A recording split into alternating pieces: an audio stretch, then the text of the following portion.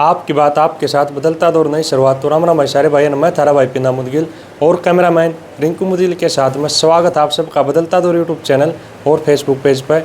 तो भाई कई भाई कमेंट भी आए और आज दोबारा फिर मुलाकात करवाएंगे हमारे विकास निराण से, कुछ खास बातचीत करेंगे। और सभी भाइयों से निवेदन, भाई जिसने पहला इंटरव्यू नहीं देखा है पार्ट नंबर 1 वीडियो के नीचे लिंक मिल जाएगा। और सारे भाई इस चैनल पर सपोर्ट बनाए रखा करो भाई, वीडियो ना लाइक कर दियो, चैनल सब्सक्राइब कर दियो और वीडियो पूरी जरूर देखियो। सभी भाइयों से निवेदन वीडियो के अंत तक जरूर बने रहियो। सबसे पहले मासी जी राम राम। पीना भाई राम राम, आपका स्वागत है। आप हमारे पास पहुँचे, तहे दिल की गहराइयों से आपका स्वागत है। धन्यवाद मासी जी। और दोबारा फिर आपका भी स्वागत है बदलता दौर यूट्यूब चैनल और फेसबुक पेज पर।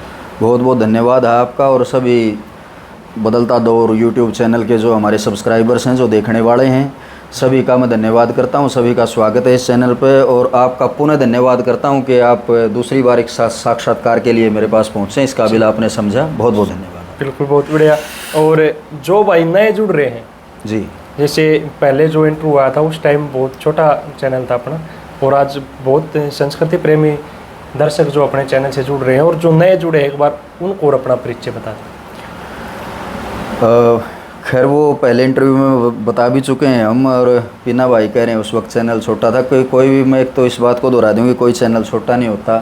काम की शुरुआत आप जब भी करते हैं आप जीरो से ही करते हैं, और उस वक्त भी हमारी दुआएं आप लोगों के साथ थी जब आप आए थे। जी। और शायद हमारी भी दुआएं और भाइयों का प्यार आपको जो मिला उसकी वजह से आज आपके चैनल ने जो मुकाम हासिल किया है, पहले तो मैं उसके लिए आपको बधाई देता हूं। जी धन्यवाद। आज आप एक नामी चैनल हैं जो साक्षात्कार के लिए हरियाणा और में ही नहीं, हरियाणा से बाहर भी जो हरियाणवी कलाकारों के विचारों को, उनसे जुड़ी चीज़ों को बाहर प्रचारित कर रहे हैं, उसके लिए आपका बड़ा नाम है। पुनः आपको बधाई कि आज आपने एक मुकाम हासिल किया और आप आगे ऐसे ही बढ़ते रहें। जो हमारे नए प्यारे भाई, नए सब्सक्राइबर्स, नए चाहने वाले इस चैनल के साथ जुड़े हैं, तो उनको भी मैं दोबारा से फिर से प्रणाम करता हूँ, राम राम करता हूँ, नमस्कार करता हूँ। बहुत बहुत धन्यवाद है सभी का। जी बहुत बढ़िया। और मासी जी स्वस्थ हो? हाँ जी, आपकी दुआओं से, आपके प्यार से, जनता जनार्दन का प्यार है, प्रेम है, सभी चाहने वालों का जो स्नेह हमें मिलता है, मैं बिल्कुल स्वस्थ हूँ। जी देखो, इंटरव्यू तो हो चुका है, जो नॉर्मल जो बातचीत होती है, लेकिन कुछ चीज़ें रह जाती है जी, भाई पब्लिक भी डिमांड करती है कि भाई ये चीज़ और पूछनी थी, ये चीज़ और पूछनी थी जी। तो उसको नज़र रखते हुए मैं क्या दोबारा फिर मुलाकात कराएंगे मैसेज उसी, और बहुत सारे भाइयों के कमेंट भी आए थे जी उसी इंटरव्यू के नीचे भी।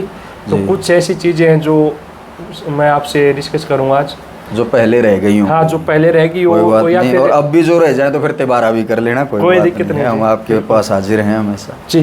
देखो, एक बातचीत हमारी पिछले इंटरव्यू में भी हुई थी जी कि वही हरियाणवी संस्कृति मानी जाती है हमारी। हाँ जी, जो अपनी रागनियाँ हैं जी, हुई थी। हाँ जी, उसका एक हिस्सा कह सकते हैं हम उसको। हाँ जी, हाँ जी, वो तो बात है कि अलग, वो टॉपिक हो चुका है हमारा। हाँ जी, हाँ जी। लेकिन भाजा दौड़ी पड़ रही है जी कि वही संस्कृति बचाओ, संस्कृति बचाओ, संस्कृति बचाओ जी। किससे तो बचानी पड़ रही है, क्यों बचानी पड़ रही है, तो क्या कहना चाहोगे और कैसे बचेगी? ये काफ़ी चैनल्स पे देखा है मैंने पहले भी, और मंचों से भी कलाकार कई बार ये कहते हैं कि संस्कृति को बचाना ज़रूरी है, संस्कृति को बचाओ या संस्कृति विलुप्त होती जा रही है जी। सबके अपने अपने विचार हैं। मैं जो मेरी समझ से, जो मेरी राय है, जो मेरा दिमाग कहता है, मैं वही जवाब दूंगा। हो सकता है सभी के लिए वो जवाब उपयुक्त ना हो जी जी। कोई उसको जायज़ माने या कोई उसको जायज़ ना भी माने, बट मैं तो अपनी समझ से जी बिल्कुल अपने विचार रखिए। कभी भी किसी संस्कृति का लोप नहीं होता है, संस्कृति का हमेशा रूप बदलता है। जो हमारे दादा परदादा थे वो धोती पहनते थे, हमारे पिताजियों का जो दौर आया उनके टाइम में था कि धोती कैसे फैशन में रह गई थी कि जब दूल्हा बनता था तो धोती पहन के वो ब्याहने के लिए ज़रूर जाते थे, लेकिन बाद में पजामे कुर्ते पे आ गए। हमारा जब दौर आया तो हम पैंट शर्ट सिलवाने लगे, फिर वो दौर जो धीरे धीरे, पहनावा भी एक संस्कृति का हिस्सा है ना, फिर अब हम जींस पहनते हैं।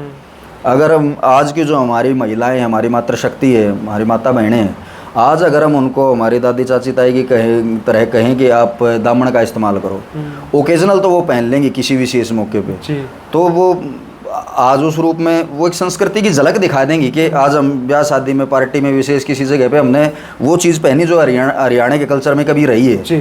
लेकिन आज तो पटियाला सलवार का ज़माना है। नई जो हमारी बच्चियाँ हैं, जो युवतियाँ हैं, वो जीन्स स्कर्ट्स ये भी पहनती हैं। तो संस्कृति लोप कभी नहीं होती, वो झलक कभी ना कभी आती रहती है, लेकिन रूप बदलता है। इसी तरह हम आते हैं आपके सवाल पर, जो गाने बजाने का, तो ये पहली बात तो वही मैं वही दोहराऊंगा कि ये एक संपूर्ण संस्कृति हम इसको नहीं मान सकते। हमारी संस्कृति में एक गायन विधा है, और उस गायन विधा का एक हिस्सा है रागनी गायन, जिन गीति काव्य को हम रागनी कहते हैं जी। तो ये एक विधा है, इसको अगर कोई खतरा है तो इसको बचाया भी जा सकता है, अगर ये अच्छी लग रही है तो इसको बढ़ाया भी जा सकता है। ये सवाल ऐसे होना चाहिए और यही चिंता का विषय होना चाहिए। तो इसमें भी है कि अगर ये विधा लोप कभी नहीं होता, किसी भी चीज़ का लोप नहीं होता। सांग हमारी पुरानी संस्कृति है, इस गायन विधा पुरानी है। इस संस्कृति का जो गायन में जो संस्कृति का हिस्सा गायन है, उसकी पुरानी विधा है सांग विधा।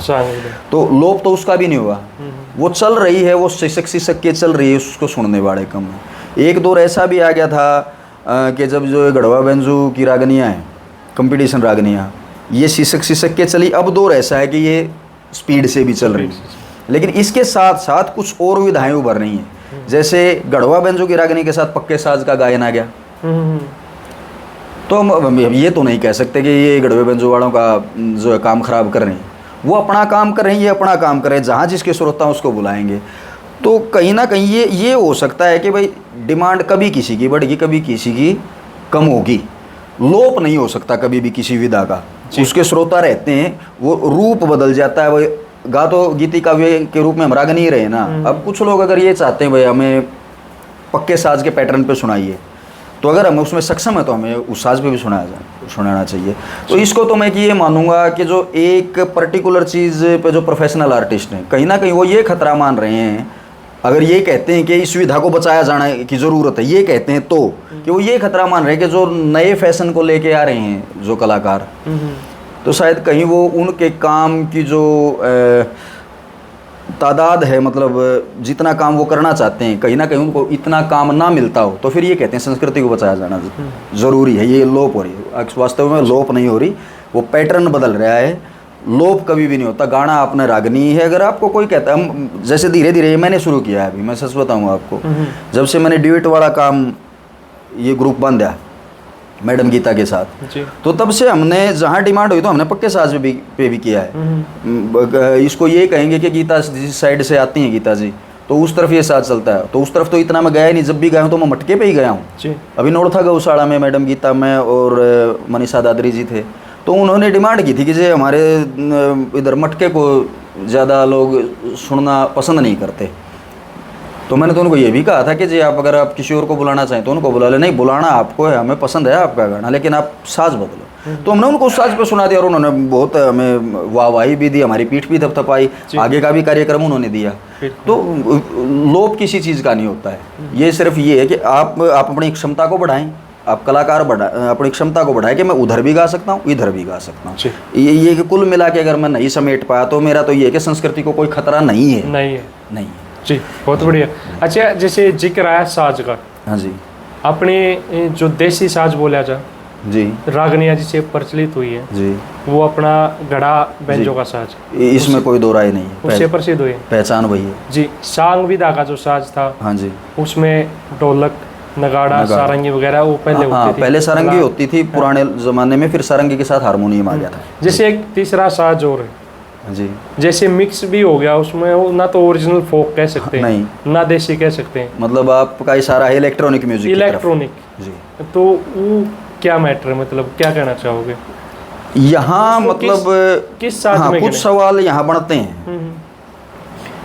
सांग विधा जो है उसमें जो बजाएगी होती है, मैं एक शब्द बोल दूँ जो समझने वाले हैं वो समझ जाएंगे जी।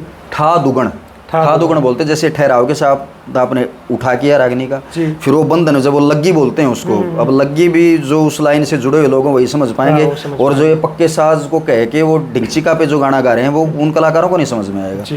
ठा दुगण का जो गाना वो सांग की बजाएगी, वो रागनी के लेवल की बजाएगी है। अब मुंबई में तो ठा दुगण नहीं बजता, हम उनकी तर्जों को भी गाते हैं, वो तो ठा दुगण नहीं बजता, उनको तो डिक्टो रागदारी बजाते हैं, लेकिन जो सांग लाइन की बजाई वो ठा दुगण। अब जो पक्के साज का नाम लेके ढोलक पे और नगाड़े पे जो गा रहे हैं, तो वो ना तो बजाएगी वो मटके वाली बजाते, ना वो ठा दुगण की बजाते। यहाँ कुछ रोड है, मतलब ये मैं उनको कहना चाहूँगा कि आप एक काम करें उसको तो पूरा करें। या तो मतलब आप पक्के साज पे गाते हैं, नो डाउट आप गाइए, कोई दिक्कत नहीं है, आप गाइए, पर न्याय कीजिए, वो बजे उस तरीके। सही बात है, वो उस तरीके तो बजे ना जिस तरीके से बजना चाहिए। अब आप मटके पे गाने में सक्षम नहीं हो, ढोलक पे आप मटके के बीच का और ठा दुगण से बिल्कुल अटके एक अलग तरह का पैटर्न आप बजा रहे हो, कि उसको कहते हैं शामिल बाजा। मैंने पहले इंटरव्यू में भी दोहराया था कि जैसे गाने वाला गा रहा है उसकी तरह हाथ मारे जाओ, पीटे जाओ उसको। अब मुझे गाना नहीं आता, मैं कहता दारा नारा दारा नारा, ऐसे ही बजेगा फिर। अब इसको तो वो अलग, वो पूरा पैटर्न बजाएंगे बजाने वाले जो उस्ताद लोग।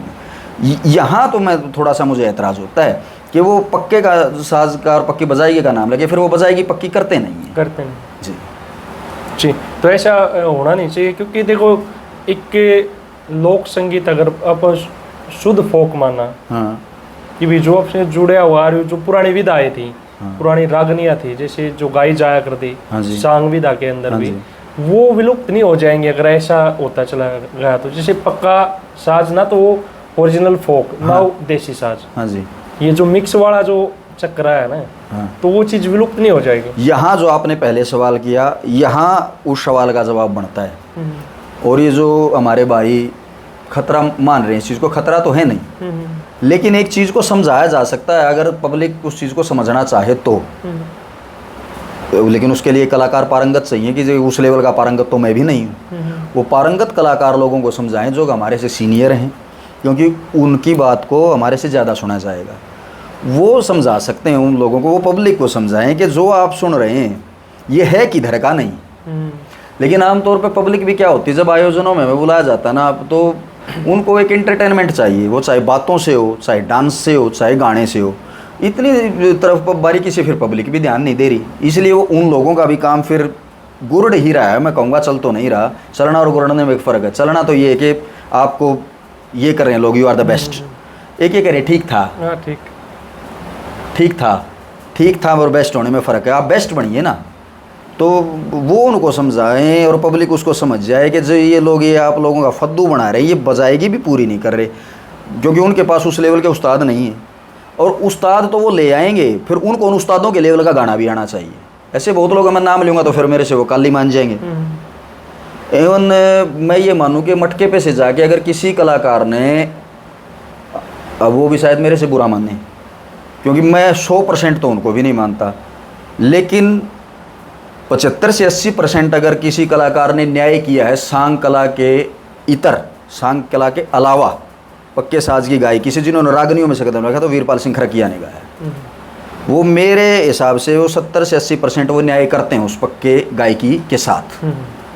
और बहुत लोग हैं, वो मासी जी भी पहचान जाएंगे, मैं किन का नाम लूँ, उनकी एक रागनी सुनकर मैंने कहा था वो मासी जी, मैंने उनको फ़ोन किया और उसने मेरे ये कह दिया कि मैं बाद में कॉल करूँगा, फिर उसकी मेरे पास कॉल नहीं आई। किसी ने मतलब रागनी के शब्द भी गलत गा रखे थे, तर्ज भी गलत गा रखी थी, और वो बजाएगी तो फिर वो जो उस तरफ की है वो थी, ये ढिंगा चिक्का था, वो कोई बजाएगी नहीं थी। तो मासी जी मुस्कुराए, फ़ोन पे बात हो रही थी, मैं बोला छोटे भाई आपने तो उनको कहा ही कहा, मैंने तो लिख ही दिया था नीचे। वो क्या कहा था उन्होंने मासी जी ने उनको, वो मैं कैमरा पे नहीं बोलूँगा। तो वो समझें मतलब नेचुरल गायकी क्या है, नेचुरल बजाएगी क्या। फिर आप गाओ पक्के पे, नो डाउट। आप मटके पे अगर आपको कहीं पसंद नहीं किया जाता तो पक्के पे गाओ, क्या दिक्कत है, पर पूरा होना चाहिए, आप बेस्ट होने चाहिए। आपको पैसे देती है पब्लिक, आपको कमेटियाँ पैसे देती है, और आप फिर गाने के साथ अन्याय करते हो, गाने का आप खून करते हो, तो आप सज़ा के पात्र हो। बिल्कुल बिल्कुल, देखिए संगीत एक अलग चीज़ है, अगर उसके साथ न्याय नहीं किया जाए। जी बिल्कुल। अच्छा, एक चीज़ और क्लियर करवाना चाहूँगा मैं आपसे आज। हाँ जी।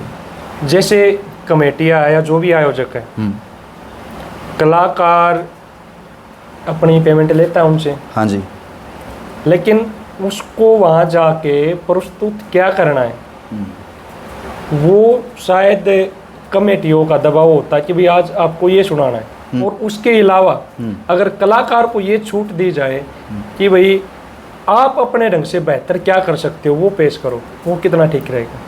नहीं, ऐसा हमारे साथ तो हुआ है। मतलब देखो, शुरुआत जब हमने की तो मेरी तो एंट्री कंपटीशनों से हुई थी जी, और अब तक भी हम उस लेवल को अचीव नहीं कर पाए कि लोग हमें कथा गाने वाला माने, ताकि मैंने अकेला मैं गया हूँ तो कथाएं सुनाई भी हैं मैंने, जी। पर एक आपके साथ एक मोहर जुड़ जाती है, तो वो एकल कलाकार की मोहर हमारे साथ अभी तक भी जुड़ने नहीं पाई। हमारे साथ मोहर जुड़ी कंपटीशन का कलाकार है, ये ग्रुप का प्रोग्राम कर देगा, लेडीज इसके साथ हो जाएंगी, तो हम उस लेवल तक ही अभी तक हम पहुँचने पाए। वो एकल कलाकार जैसे थे हमारे मासे पालेराम जी, मास्टर सतवीर सिंह जी और राजकिशन जी, ये एकल कलाकार थे। मतलब ये एक कथा को रात को उठाते थे, सुबह तक उसको पूरी करते थे, दिन निकाल देते थे।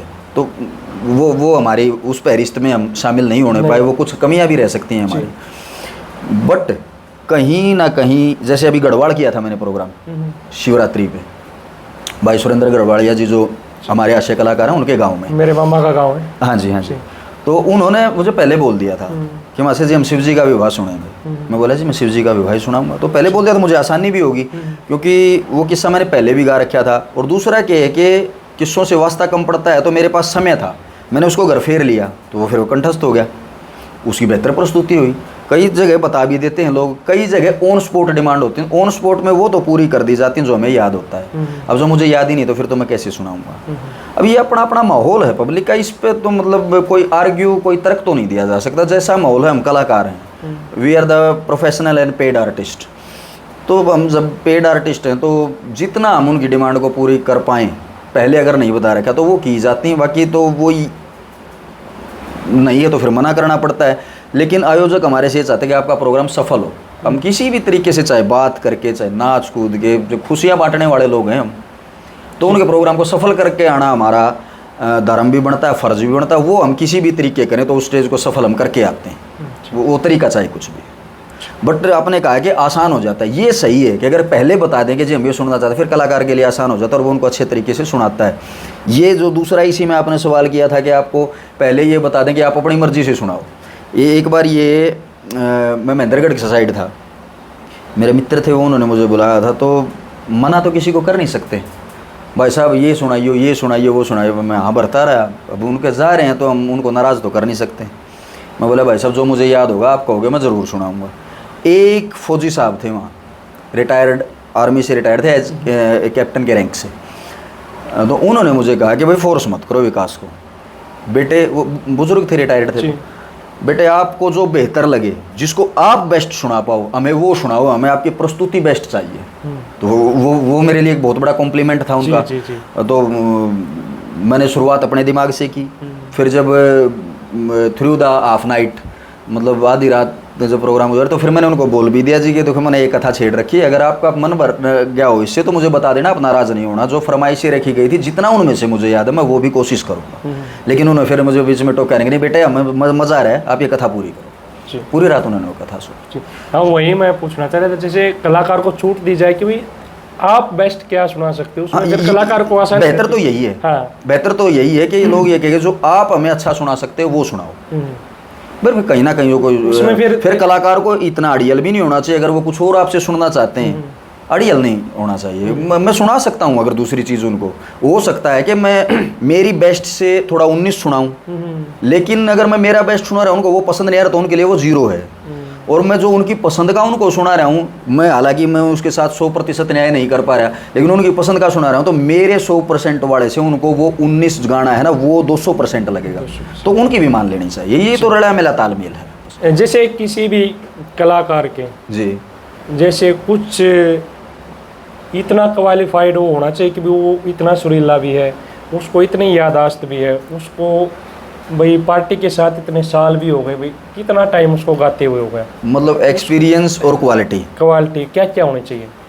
नहीं, ये पब्लिक की तरफ से सवाल है, या ये मतलब एक कलाकार के अंदर कितनी क्वालिटी होनी चाहिए, आप ये पूछना चाह रहे हो? ये समझाओ पहले मुझे आप। ये मतलब कि कमेटियाँ जब आपको बुलाएं तो किन चीज़ों पे वो ध्यान दें, ये ऐसे पूछना चाह रहे हो? नहीं, उसका मतलब क्या है पता है कि भाई जैसे कई जगह हो जाता है ना कि भाई छोटा बड़ा कलाकार या फिर भाई किसी का ठीक हिसाब ना होना, कि भाई एक तो रूल नियम तो हो कि भाई हाँ इस मासी जी को इतनी इसकी क्वालिटी है, भाई सबका बराबर भी हो तो और भी बढ़िया अच्छे तरीके से गायन विद्या में। इसको अगर मोटी मोटी भाषा में बताएं तो ये एक बढ़िया की दुकानदारी की तरह है। एक एज ए प्रोफेशनल आर्टिस्ट, वो जो संस्कृति कल्चर जो वो अपनी तरह बातें, सबके अपने अपने दिमाग हैं, लेकिन सभी जो मुख्य धारा में जो आज के दिन काम करें वो टोटल पेड आर्टिस्ट है। मैं फिर दोहराता हूँ, जो मेहनताना लेता है वो व्यावसायिक कलाकार हैं।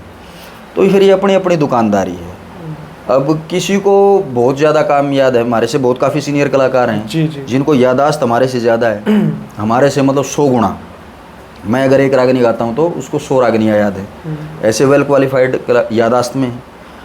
अच्छा, तर्जों की जानकारी में भी, भाषा शैली में भी। बट अब वो अगर अपना मेहनताना नहीं बनाने पा रहे और कोई जूनियर कलाकार आके अपना मेहनताना ठीक से सेट करने में, मैं व्यवसाय की दृष्टि से बोल रहा हूँ, वो शायद लोगों को अगर वो समझ में ना आए, जो we are the professional, professionalism के हिसाब से अगर वो अपना मेहनताना एक जूनियर के मुकाबले कम रख पा रहा है, यार जूनियर ने बढ़ा दिया, तो वो तो उसकी क्वालिटी, उसकी डिमांड है जी। समझे ना। अभी मैंने जिन लोगों का जिक्र किया था कि वो पूरा न्याय नहीं करते गाने बजाने वालों के साथ, साज के साथ, लेकिन वो डिमांडेड है, उनको मेहनताना महंगा भी मिलता है और लोग उनको सुन भी रहे हैं। ये दो चीज़ें अलग होगी ना। ये तो एक तो मेरी और आपकी पर्सनल राय होगी कि भाई वो न्याय तो करें, बट वो न्याय नहीं कर रहे, वो डिमांडेड हैं, वो तो पब्लिक वैल्यू होगी ना उनकी। अब पब्लिक वैल्यू पे अगर वो जिसने अपना व्यवसाय का जो मेहनताना सेट किया उसको वो मिल रहा था, इस पर तो क्या सवाल खड़ा करें। वो तो अपनी अपनी मर्जी है सबकी। अब मेरा काम चलता है, मैं मान लो मैं 100 रुपये में जाना पसंद करता हूँ कहीं, अगर आपकी डिमांड है, भले ही आपके कार्यक्रम भी मेरे से कम हो और आपको, मैं तो 100 में जा रहा हूँ, मैं आपसे सीनियर भी हूँ, अगर आपकी डिमांड, आप डिमांड उठा, आप 200 चार्ज किसी से कर रहे हो, तो पब्लिक आपको चाह रही तो आपको 200 देगी, इसमें तो क्या सवाल बनता है। वो तो है सबकी अपनी अपनी डिमांड। हाँ, एक कलाकार के अंदर फिर उसको ये है कि वेल परफॉर्मर तो होना ही चाहिए, यहाँ ये है वो अच्छा परफॉर्मर तो हो कम से कम। जैसे उसके अंदर फिर क्या क्या, जैसे कि तो ये हो कि भाई संगीत की कम नॉलेज हो, या फिर जैसे थोड़ी देर पहले जिक्र हुआ था कि भी अपनी कल्चर को भी बढ़ावा देते हैं कलाकार, तो वो कल्चर जो विलुप्त होती जा रही, वो भी तो उस कलाकार को कल्चर को, तो ये फिर मैं कड़वा जवाब दूंगा इसका, कल्चर को बढ़ाने का कोई काम नहीं कर रहे हैं कोई भी कलाकार। कल्चर, चलो एक पल के लिए मैं बार बार उस चीज़ पे आऊँगा तो मैं मान लेता हूँ कि रागनी एक कल्चर है, इस इंटरव्यू तक के लिए मान लेते हैं। हालांकि मेरी समझ नहीं, मेरे लिए तो सिर्फ एक गायन विधा है, अनेक विधाओं में हरियाणा में गाया जाता है, इस तरह रागनी को भी एक गायन विधा ही मानता हूँ मैं, एक कला है। पर बार बार बात आएगी तो मैं मान लेता हूँ ये कल्चर है, रागनी कल्चर की आप बात करें। कोई भी रागनी कलाकार कल्चर को बढ़ाने के लिए ना तो काम कर रहा है, ये कड़वा सच है, मैं भी नहीं कर रहा और कोई भी नहीं कर रहा। वो ये एक अलग बात है भाई, किसी की प्रणाली ज़्यादा बड़ी चली गई, उसका सर्कल ज़्यादा हो गया, उसके कार्यक्रम ज़्यादा हो गए, उसका मेहनताना जो है शायद वो डिमांड के ऊपर बढ़ा दे, जिसकी कम डिमांड है वो कम कर दे। कई बार ये भी होता है कार्यक्रम किसी के कम हो, उसकी पेमेंट बहुत हैवी होती है, कार्यक्रम कम होने का कारण भी हो जाता है ये कि वो तो महंगे पैसे मांगता है, तो उसके बाटे तो वही आएंगे ना जो उसको अफोर्ड कर सकते हैं, तो उसका काम कम हो जाएगा। कुछ ये भी होता है कि वो डिमांडेड ही नहीं है तो कम पैसे में आएगा। ये दो अलग अलग पहलू हैं। बट संस्कृति को बढ़ाने का कोई काम नहीं कर रहा, सब अपने रोजगार को बढ़ाने के लिए काम कर रहे हैं। उस रोजगार के साथ हम लोगों को एक स्वच्छ मनोरंजन दे पाएँ, अच्छा मनोरंजन दे पाएँ, मैं तो यहाँ तक सीमित मानता हूँ। ये जो संस्कृति बचाने का, बढ़ाने का, ये सब ढकोसड़े हैं, कोई भी नहीं कर रहा, कोई भी नहीं। अगर संस्कृति बचाने, किसी भी चीज़ को बचाया जब जाता तो निस्वार्थ बचाया जाता है, फिर आप जाओ ना बगैर पैसे लिए यार। विकास निराना तो नहीं जाता कहीं बगैर पैसे। मैं इतना ही कर सकता हूँ, मेरी जेब से ना लगे कोई। हालांकि ऐसा कई बार हुआ है, अभी बागेश्वरी प्रोग्राम किया था हमने, मैं और भाई अनिल बड़म्बा थे, वो मित्र था हमारा, वो स्टूडेंट है, मतलब उसको वो बैकग्राउंड, उसका फैमिली बैकग्राउंड बहुत अच्छा है, उसके चाचा पुलिस में है, उसके पापा आर्मी में हैं, परिवार संपन्न परिवार है। बट एक बच्चे की इच्छा को पूरा करने के लिए घर वाले कितना खर्च दे सकते हैं। वो बोला जी मैं आपको जानता हूँ, हम बूंद मिल भी चुके हैं कई बार। माँ जी कोई बात नहीं, बोला जी मेरी आपको सुनने की इच्छा है, मैं आपको पसंद करता हूँ और बजट, मैं स्टूडेंट हूँ, थोड़ा देख कर मांगिए। मैं बोला भाई पार्टी का इतना खर्च होता है, म्यूजिशियंस का, मैं आपसे गाड़ी के भी चार्ज नहीं लूँगा, करना पड़ता है ऐसे। चले भी गए, लेकिन क्या मैं फ्री में चला गया उसके? मैं फ्री में तो नहीं गया, जो मेरा साजंदों पे खर्चा रहा हो तो मैंने उससे भी लिया। तो फिर आप फ्री में जाओ ना अगर बचाना तो। ये किसी चीज़ को कोई खतरा नहीं, कोई बचा रहे हैं, सब रोजगार कर रहे हैं। और अगर संस्कृति के लिए ही लोग बुलाएं तो फिर लोग उनको पैसा देना बंद कर देंगे। वो भी ये चाहते हैं कि भाई जैसा कार्यक्रम हम चाहें वैसा विकास करें और उसको हम उसकी कीमत दे दें। वो उसका समय खरीदते हैं जी, उसकी कला और उसका समय उस प्रोग्राम के लिए खरीदा जाता है। और आप अपनी कला को विकृत करके, उस समय को विकृत करके वहाँ जाते हैं। ये प्योरली प्रोफेशनलिज्म है। और मेहनता ना तो फिर वो वही है कि जिसकी जैसी डिमांड वैसा मेहनता। जी बिल्कुल, बहुत बढ़िया बात बताई आपने। जी। अच्छा, एक और मेन मोटिव है इस लाइन में, जैसे घूमते फिरते हम, हाँ जी, आप लोग भी इसी मार्केट से, हम भी इसी लाइन में ज़्यादातर काम रहता है हमारा। जी। एक अहम हिस्सा बताते हैं कि भाई जातिवाद कहीं ना कहीं देखने को भी मिलता है, और कई कलाकार ये भाई पता नहीं सच नहीं बताते, या फिर कई उस्ताद जी भी ऐसे। इस लाइन में आप कितना मानते हो कि है या नहीं है? बड़ा करके जवाब ना दूं तो आपको 2 ही शब्दों में दे दूं। जी। 2 शब्द मेरे 2 भी थोड़े लंबे होते हैं क्योंकि मैंने पहले जवाब भी लंबे दिए हैं, कोई बात नहीं, लेकिन औरों से कम दूंगा। जी। आप जैसे खुद होगे ना, वैसे ही लोगों का जुड़ाव आपसे होगा। अब मैं कास्टिज्म को नहीं मानता, मेरे मित्र मानने वाले भी हैं, लेकिन वो मेरे साथ नहीं मानते। अब जैसे मैं आपसे कास्टिज्म बरतता हूँ, ठीक है, हो सकता है मैं इस भाई से ना बरतता हूँ क्योंकि ये मेरे मित्र हैं, उसको कहते हैं मेरा मेरीवाद।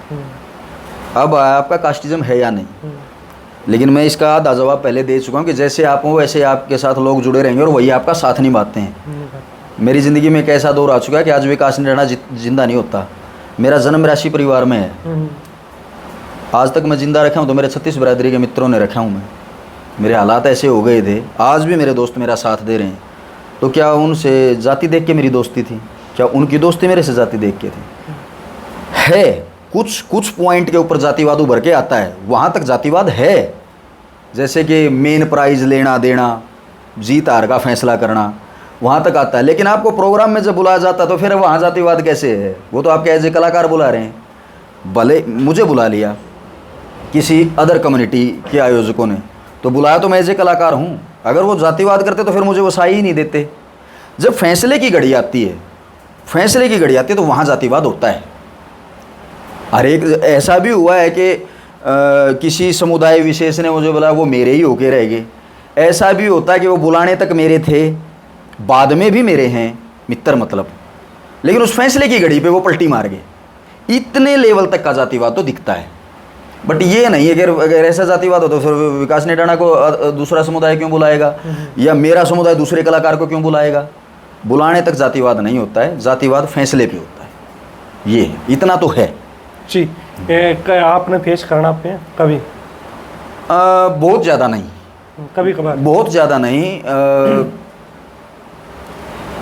मैं गिन के बता सकता हूँ आपको, मोटी मोटी सी जगह हुआ है मेरे साथ, लेकिन वो कोई ये नहीं हुआ कि मुझे वो नीचा दिखाना चाहते थे या वो मित्र मेरे से कट गए। आज भी वो मेरे दोस्त हैं, बट वो फैसले की घड़ी पे मैंने उन लोगों से ऐतराज़ जब किया तो फिर वो मेरे ऐतराज़ के साथ उन्होंने मेरे ऐतराज़ को साझा नहीं किया। तो वहाँ कुछ, चाहे कि वो अकेला, वो मेरे 4 मित्रों ने बुला रखा वो कमेटी का हिस्सा, लेकिन 4 ही मित्र तो कमेटी नहीं है। कमेटी में तो और लोग में, चाहे उनके ऊपर उनके प्रेशर हों, है ना। वो उस मौके पे मुझे देखने को मिला है। 4-5 कंपटीशनों में मेरे साथ ऐसा हुआ है, लेकिन बाद में उन लोगों ने अपोलोजाइज किया, उस बात को प्लीड किया मेरे सामने कि मासा जी हमारी मजबूरी थी ना, तो क्या हम अपने मानस को हारने देते? ऐसा तो फिर जब इंसान स्वीकार करता है एक बात को तो हम भी इंसान ही हैं। तो फिर वो आता है कि हम उस एक प्राइज़ के लिए हम अपनी मित्रता नहीं खो सकते। ऐसा तो इतना अड़ियल भी नहीं होना चाहिए। तो मैंने उनसे यही कहा था, कोई बात नहीं, आप कल भी मेरे भाई थे, आप आज भी मेरे भाई हो, जो आप पे प्रेशर ही था तो फिर कह क्या सकते हैं। जी, बहुत बढ़िया।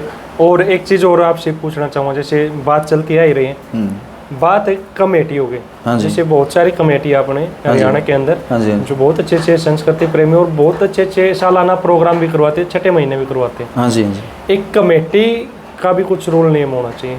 जैसे नहीं, कमेटियाँ अलग अलग तरीके के कार्यक्रम करवाती हैं ना।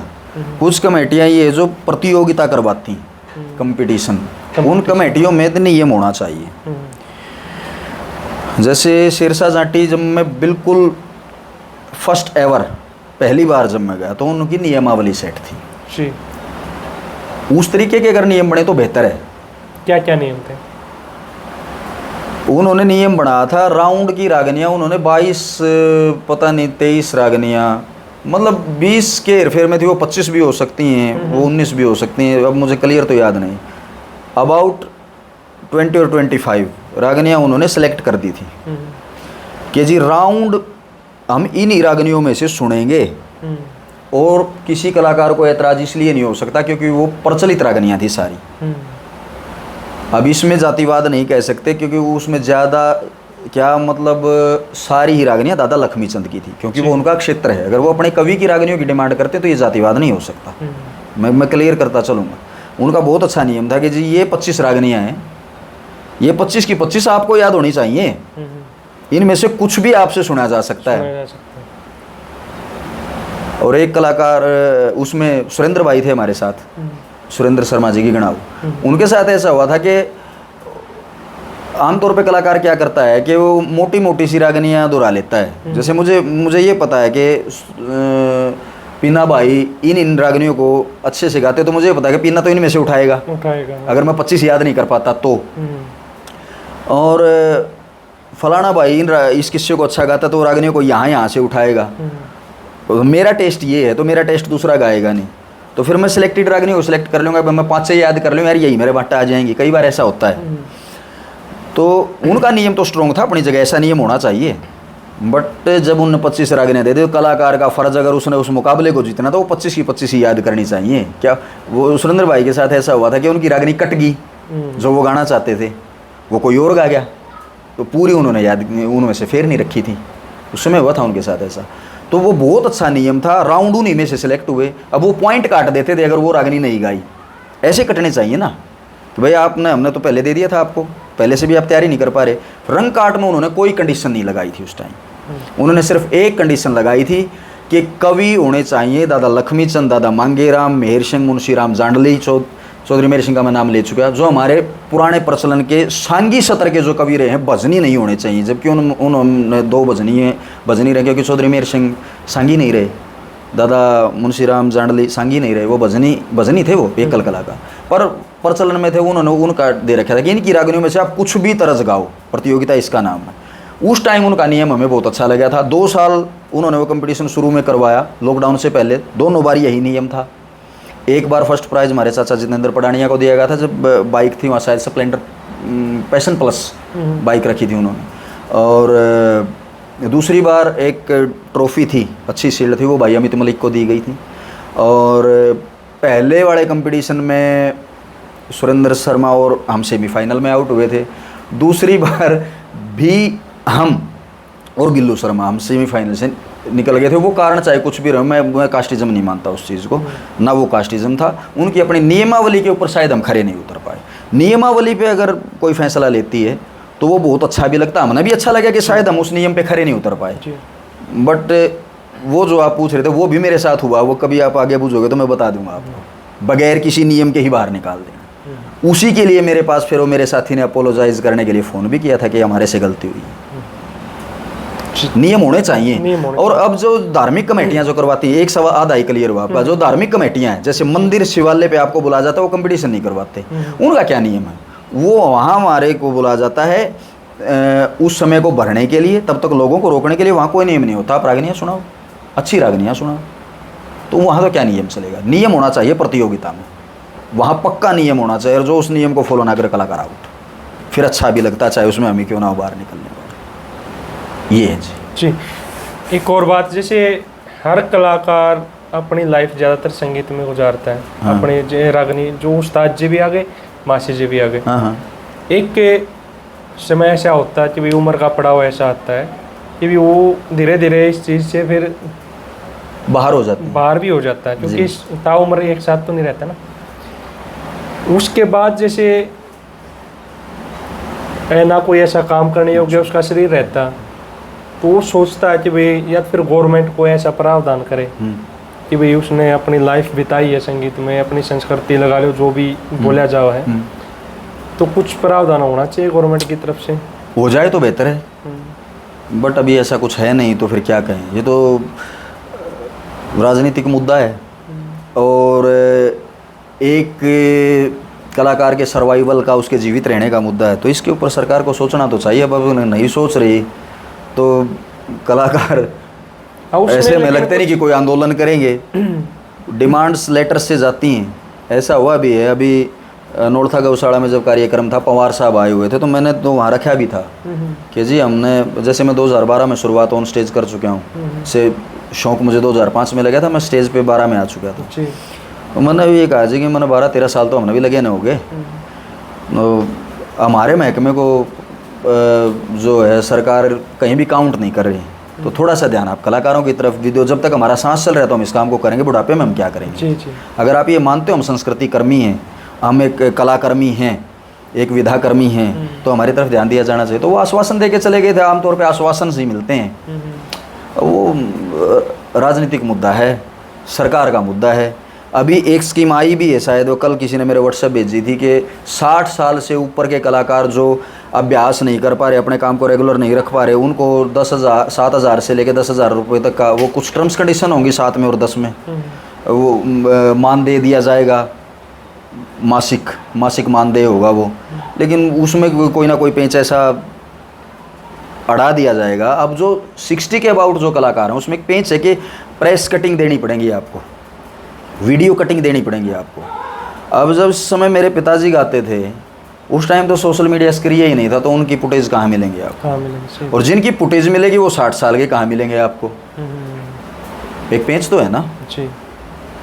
जो जिनके दौर में सोशल मीडिया था ही नहीं, या तो फिर वो रिबन की कैसेट के दौर में, ऐसे कलाकार भी तो हैं जो कंपटीशन लेवल के नहीं बन पाए, लेकिन एक क्षेत्र विशेष में उन्होंने काम किया है कला के लिए। अब जो कंपटीशन लेवल के हो गए, जो मोस्ट हाईलाइट हो गए, तो वो तो इतना ही धन संपदा जोड़ चुके कि उनका गुजरान हो सकता है। पिछड़ते वही हैं जो क्षेत्रीय कलाकार हैं।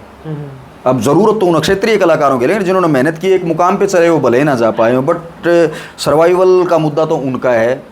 जो बैकअप बना के उनके, वो अपने बच्चों को भी राजतंत्र के सारे कामयाब करवा के वो तो जी जाएंगे, जो कुछ जोड़ ही नहीं पाए, खतरा उनको। तो मेरे हिसाब से नियमों को नरम करके उनको मानदेय दिया जाना चाहिए। अभी एक स्कीम आई भी है, ये लागू जल्दी से हो जाए तो कुछ राहत ज़रूर मिलेगी। लेकिन जो रेगुलरिटी में काम कर रहे हैं हमारे जैसे, 5 करोड़ के आसपास हरियाणा कला परिषद का बजट पास होता है कलाकारों के लिए पर ईयर, 1 साल का बजट है ये 5 करोड़ रुपये। उस 5 करोड़ रुपये में तो आप कार्यक्रम करवा लेते हैं, वो तो आप मेहनताना दे रही है ना सरकार हमें। जैसे हमें सरकारी प्रोग्राम में बुलाया गया, वो मेहनताना दे रही है भाई, फीस निर्धारित कर दी। कई बार ये होता है कि 50,000 रुपये एक प्रोग्राम के लिए पास होते हैं जी। अब गांव वालों की 5 लोगों की डिमांड है, 5 कलाकार होने से, तो 10,000 रुपये मट्टा आए। 10,000 रुपये में वो आप 1 हफ्ते 10 दिन बाद हमें दे रहे हैं, तो कलाकार की पेमेंट तो रेगुलर ही होनी चाहिए ना। तो इस बजट के अलावा वो तो मेहनताने पे तो आपने हमसे काम करवा लिया। इस, अगर आप ये मानती है सरकार के कलाकार इस विधा को बढ़ाने में, कला को बढ़ाने में, संस्कृति को बढ़ाने में कोई योगदान दे रहे हैं, तो इनके लिए अलग से भी कुछ मानदेय रखा जाना चाहिए कि मेहनताना तो हम आपको दे रहे हैं, चाहे वो 5,000 दे रहे हैं, चाहे वो 50,000 दे रहे हैं। 1 रुपये से लेके 1 लाख तक कलाकार की अपनी अपनी कीमतें जो दे रहे हैं आप।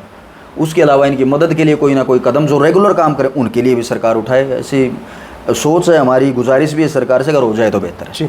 अच्छा, उसके लिए कुछ कलाकार के ऊपर कंडीशन होनी चाहिए क्या? जैसे गवर्नमेंट अगर है इसका कोई प्रावधान करती है, उसके लिए 2 चीज़ें हैं। इस पिछले जवाब से जोड़ दो आप उनको कि मदद की ज़रूरत मैंने पहले कहा कि उन कलाकारों के लिए जो ज़्यादा फाइनेंशियली सक्सीड नहीं कर पाए अपने आप को, नियमों को नरम करके आप जो प्रचलन में कलाकार हैं भले ही उनको मत दो, क्योंकि वो अपना बैकअप बना चुके हैं, वो तो दो आप उनको जो ट्रेंड में कमा पाए।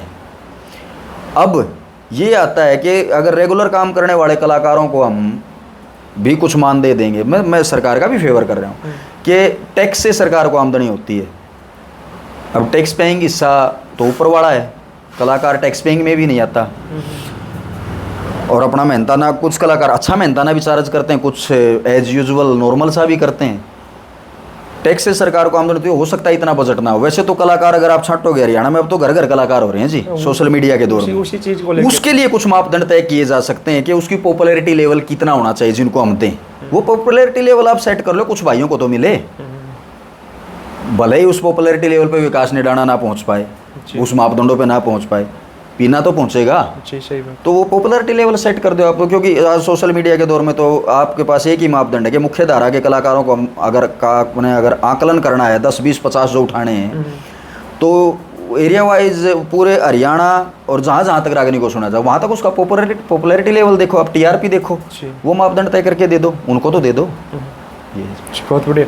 एक के बात और आपसे शेयर करना चाहूँगा मैं जी। अब तक जितने भी हमारी बातचीत हुई सही मतलब बिल्कुल ठीक हो रही है ना, आनंद आ रहा है आपने? हाँ, मैं तो आपके साथ हमेशा ही खुश रहता हूँ। बिल्कुल। और दर्शकों ने भी पता होता है कितने बढ़िया तरीके से कितने अच्छे लेवल की बातें हो रही हैं जी। अब एक इस चीज़ के ऊपर थोड़ा मेरा भी मन दुखी होता है जी।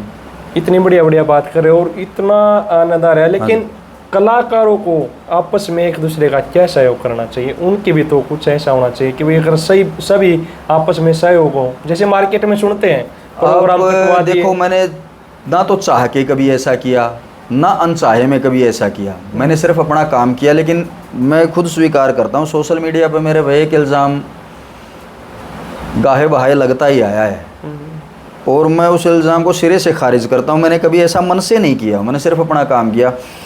लोग कहते हैं कि विकास निडाना अपने सीनियर्स की इज्जत नहीं करता। देखो, एक जगह मेरे से गलती भी होगी थी, उसको मैं स्वीकार करता हूँ कि अभी तो जैसे महीने हो गए 10-11 महीने मैंने ड्रिंक करना छोड़ दिया। उस टाइम जब वो गलती हुई तो मैं हैवी ड्रिंकर हो चुका था। उस टाइम नई हवा लगती है मार्केट तो सीख जाता है आदमी, तो मैं ड्रिंक करता था उस टाइम। तो वो नशे में मेरे से एक बार तो मेरे से ऐसा अभद्र व्यवहार हुआ है एक कलाकार के साथ और मैंने उनसे माफ़ी भी मांग ली थी। उस चीज़ के अलावा मैंने कभी भी सीनियर तो क्या, मैंने किसी जूनियर का भी अपमान नहीं किया है जी। अब अगर अपमान वो इस चीज़ को मानते हैं कि मैं एक स्ट्रेट फॉरवर्ड हूँ, मुझे गोड़ गोड़ करके बातें नहीं करना, तो अगर मैं सीधा कुछ कह देता हूँ अगर वो इस चीज़ को अपमान मानते हैं तो फिर वो गलत है। मेरे से एक ही बार गलती हुई थी और मैं बता भी दूंगा, वो बोंद कंपटीशन में हुई थी। मैंने किसी कलाकार का नाम लेके कुछ बोल दिया था, मतलब उस टाइम मैं नशे में था।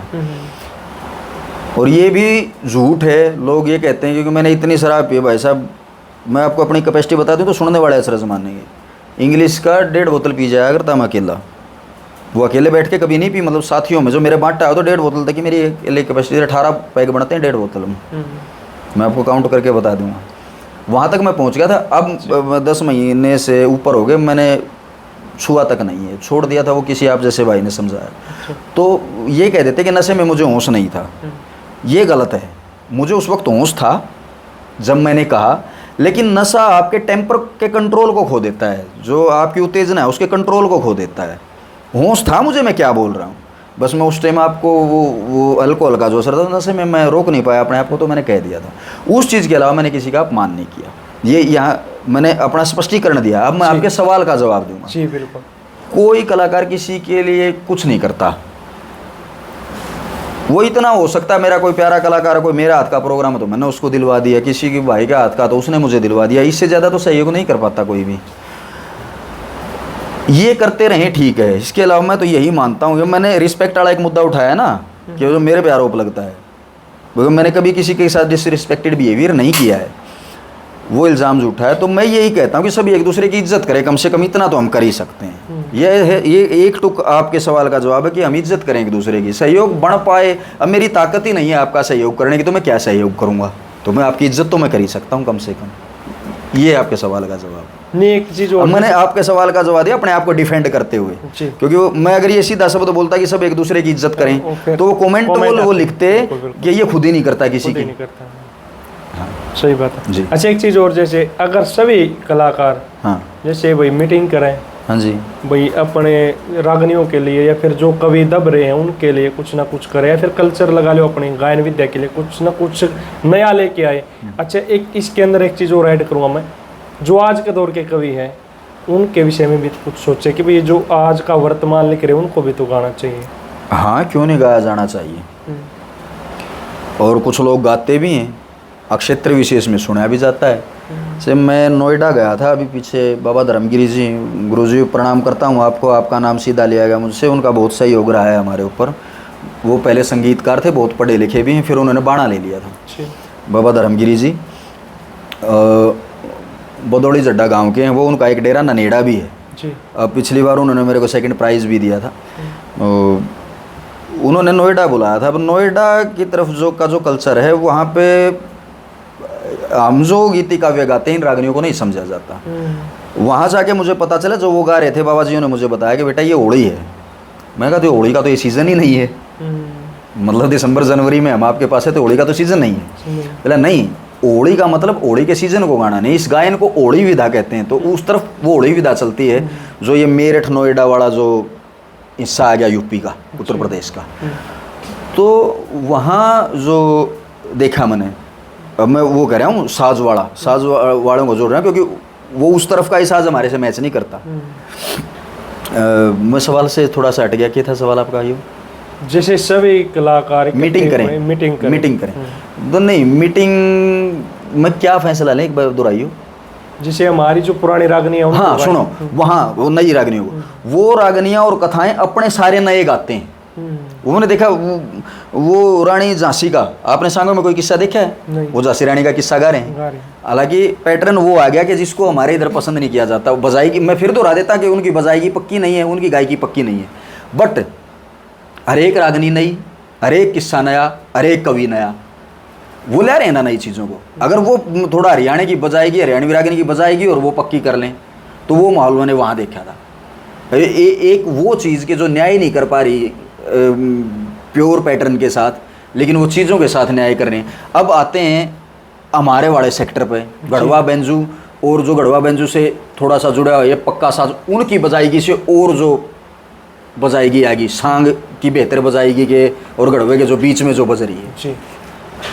इनको सुनने वाले लोग जो हैं, उनमें कुछ तो कलाकारों की भूमिका जो नया नहीं गा पा रहे, कुछ कलाकारों के दलाल हो जाते हैं। मैं सीधा कह रहा हूँ, कुछ कलाकारों के दलाल हैं कमेटियों में। नया गाने वाले कलाकारों की निंदा वो दलाल करते हैं। मैं तो बुरी चीज़ है। मैं आपको एक बात बताऊं कि जब तक मुझे खुद लिखना नहीं आता था, मैं थोड़ा शौकिया लिख भी लेता हूँ। उस वक्त तक जो मैंने फॉलो किया माँ से आज़ाद सिंह खांडा खेड़ी को, आज़ाद सिंह खांडा खेड़ी वाले को छाती ठोक के कह सकता हूँ, वो खुद भी मानेंगे माँ से जिस बात को। आज़ाद सिंह खांडा खेड़ी के बाद आज़ाद सिंह खांडा खेड़ी को अगर किसी ने गाया है सबसे ज़्यादा, तो विकास ने डाणा ने गाया है। हमारे बाद किसी ने गाया, मतलब सीनियर कलाकार, मतलब बाद का मतलब अगर मैंने 20 गाई तो उसने 19 गाई है। भाई अमित मलिक ने गाया है। तो 17-18 किसी गाया तो दीपक जुलाना ने गाया है। तो हमने तो कोशिश की ना, नए दौर के कवि मानो आज़ाद सिंह खांडा खेड़ी को आप, क्योंकि वो सांगी लेवल के तो बाद के कवि हैं वो, और बहुत जेन्युइन कविता होती है मासी जी की, मतलब वो छेड़ छोड़ते नहीं।